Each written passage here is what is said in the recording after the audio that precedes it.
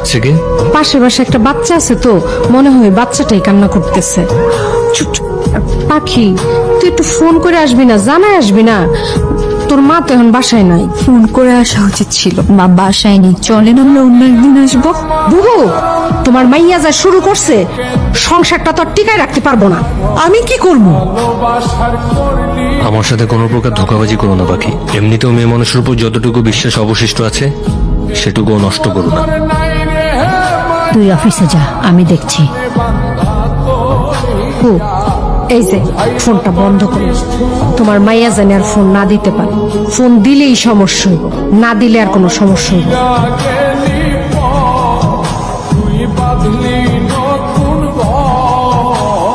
ফোনটা দেন, মায়ের সাথে কথা বলবো। কি আমি আমার মায়ের সাথে কথা বলতে পারি না? হ্যালো হ্যালো খালা, পাখি একটু মার সঙ্গে কথা বলবে, মাকে দেন।